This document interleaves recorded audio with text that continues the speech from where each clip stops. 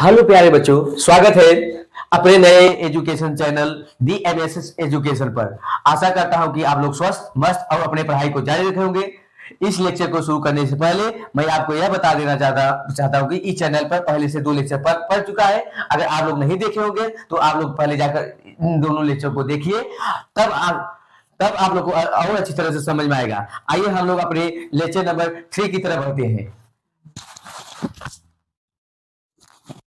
आज आज हम लोग इस लेक्चर में प्रश्नावली नंबर 1.1 के question number 4, question number 5, question number 6 और क्वेश्चन नंबर 7 को तथा अपरिमेय संख्याओं का पुनर्भरण तथा उसका प्रमेय के बारे में पढ़ेंगे। चलिए बढ़ते हैं टॉपिक की ओर।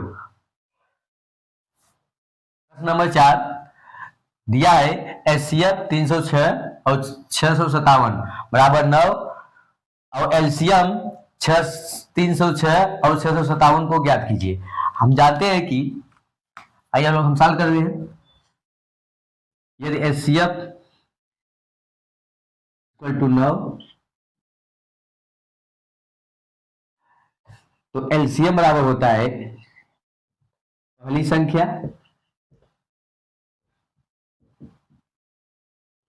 बटे दूसरी संख्या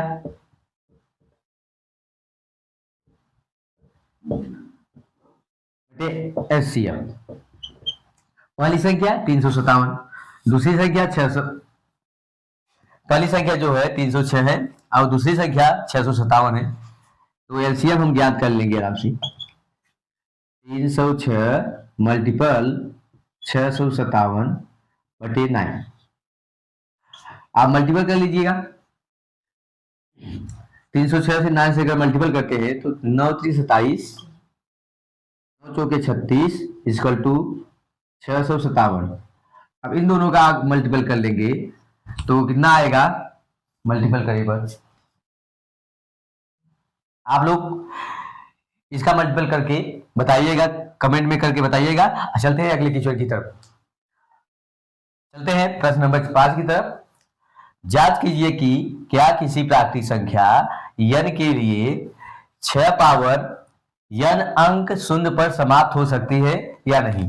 आइए हल करते हैं।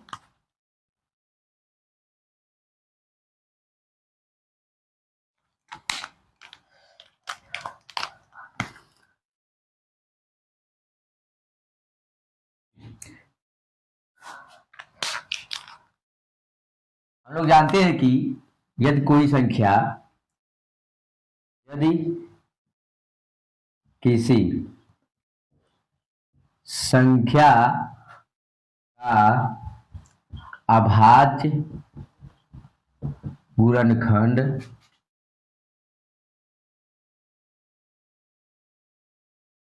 खंड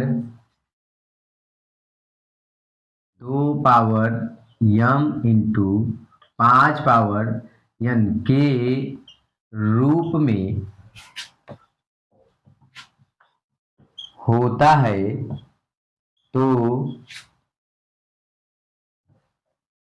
है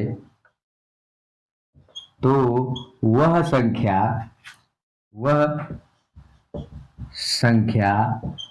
शून्य पर समाप्त होता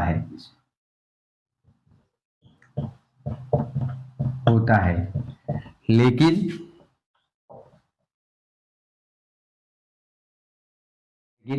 6 का अभाज्य गुणनखंड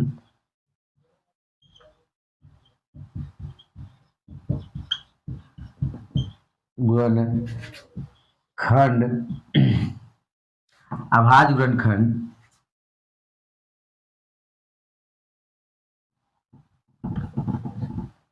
2/3 के रूप में है, जो कि 2 पावर m गुणित 5 पावर n के रूप में नहीं है। इसलिए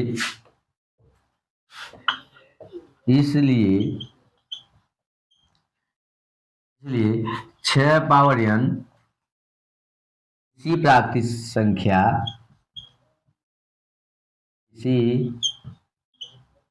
प्राकृतिक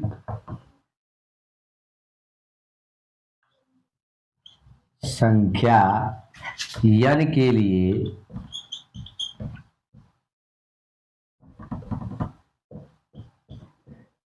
शून्य पर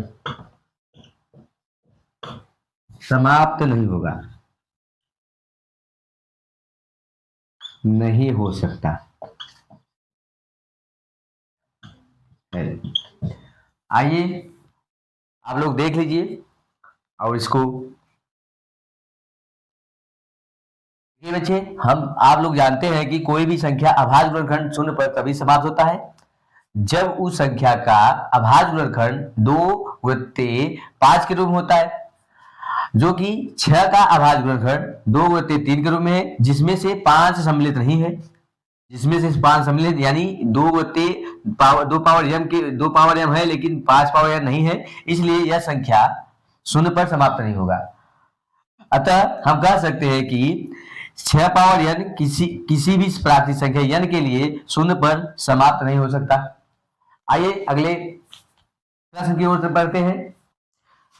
ये हमारा क्वेश्चन नंबर 6। व्याख्या कीजिए कि 7 गुणित 11 गुणित 13 प्लस 13 और 7 गुणित 6 गुणित 5 गुणित 4 गुणित 3 गुणित 2 गुणित 1 प्लस 5 भाज्य संख्या क्यों है। आइए हम लोग पहले 7 गुणित 11 गुणित 13 प्लस 13 पर चर्चा करते हैं।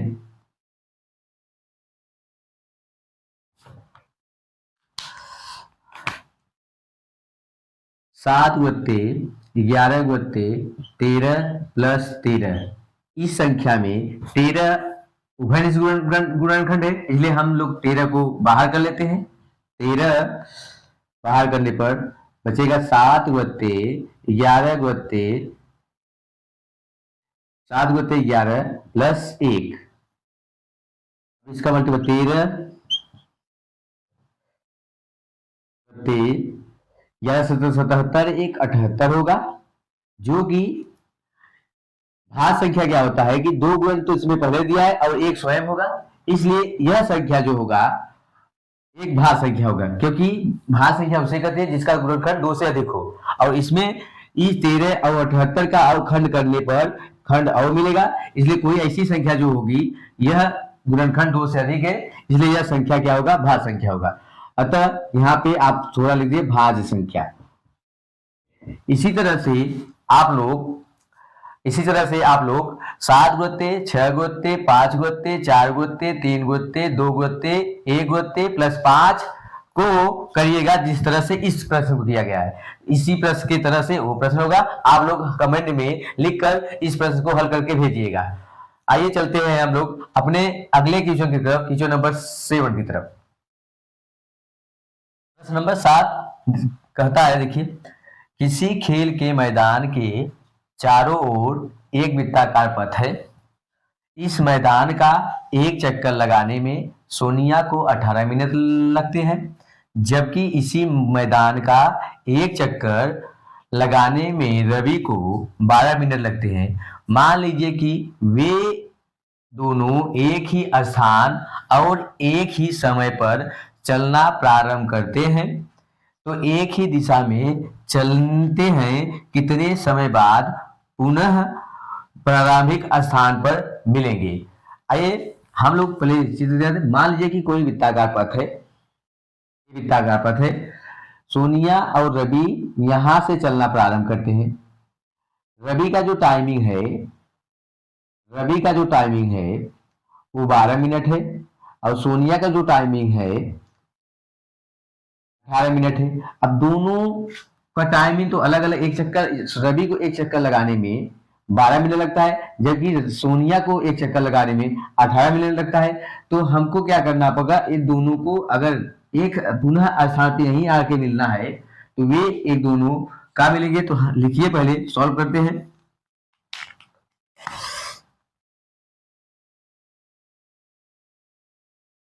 यह है सानिया को एक चक्कर लगाने में लगा समय, सानिया को एक चक्कर लगाने में लगा समय बराबर 18 मिनट, और रवि को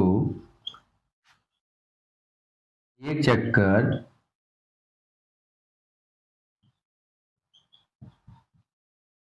लगाने में लगा समय 12 मिनट है। वे दोनों पुनः एक ही स्थान पर पुनः कब मिलेंगे, तो इन दोनों का लस ले लीजिएगा, जितना आएगा वह प्रारंभिक स्थान होगा।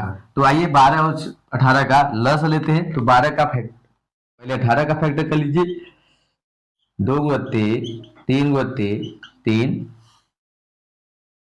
इसे घात रूप लिखने चाहे तो लिख सकते हैं 2 गुणित 3 घाते 2, और 12 का गुणनखंड करेंगे तो 2 गुणित 3, इसे घात रूप लिखेंगे 2 घाते 2 गुणित 3। अब इसका जो एलसीएम होगा, एलसीएम क्या होता है कि संबंध संख्याओं का मैक्सिमम घात का गुणनफल होता है। तो इन दोनों संख्याओं का 2 का मैक्सिमम घात 2 है, इसलिए 2 घाते 2 गुणित 3 का मैक्सिमम घात 2 है, इसलिए 2 घाते 3 घाते 2। इसका मल्टीपल करेंगे तो कितना आएगा, 4 गुणित 9, और इसका मल्टीपल करेंगे 9 चौके 36। अतः दोनों पुनः प्रारंभिक स्थान पर 36 मिनट बाद मिलेंगे, 36 मिनट बाद मिलेंगे। प्रश्नावली 1.1 हम लोग ने कंप्लीट कर लिया है। अब आइए हम लोग प्रश्नावली 1.2 की तरफ पढ़ते हैं। 1.2 की तरफ पढ़ने से पहले हम लोग अपरिमेय संख्याओं के बारे में कुछ जान लेते हैं। अपरिमेय संख्याएं किसे कहते हैं, हमने जो कि पहले ही लेक्चर में बता दिया था कि लोग अपरिमेय संख्याएं किसे कहते हैं। एक बार और देख लीजिए, किसे कहते हैं कि परिमेय संख्याएं, अपरिमेय संख्याएं उसे कहते हैं जो p/q के रूप में लिखा नहीं जा सकता है। वे संख्याएं क्या कहलाती हैं, अपरिमेय संख्या कहलाती हैं। आइए अपरिमेय संख्याओं के पुनर्भरण में प्रमेय के बारे में लिखते हैं।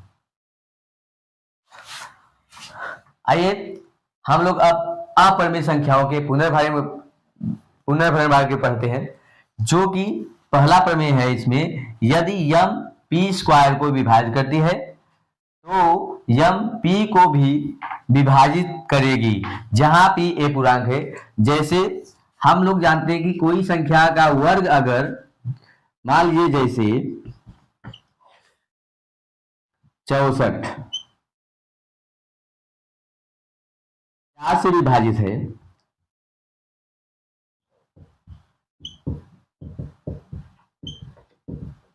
है तो इस संख्या का वर्गमूल यानी 8 ही 4 से विभाजित होगा। इसी तरह से कोई भी वर्ग संख्या ले लीजिए,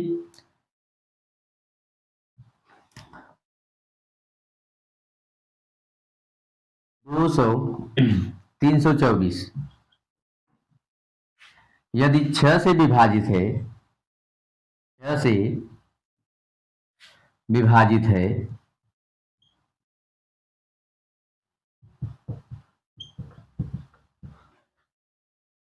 तो 324 का वर्गमूल 18 होता है। तो 18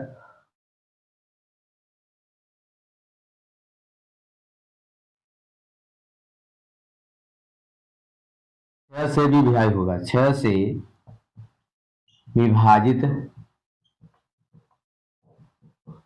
होगा। इसी तरह यह प्रमेय अपरिमेय संख्याओं के पुनर्भरण में लागू होगा। तो आप लोग इसे कंसिडर कर लीजिएगा, जिससे कि आपको क्वेश्चन लगाने में दिक्कत ना आए। चलिए अब आज के लिए इतना ही, और हम लोग अगले चैप्टर में प्रश्नावली 1.2 के एग्जाम्पल और उसके प्रश्न को हल करेंगे। आज के लिए इतना ही। आइए, और आपको यह लेक्चर अच्छा लगा होगा तो इसे शेयर करिए, लाइक करिए और सब्सक्राइब करिए। धन्यवाद।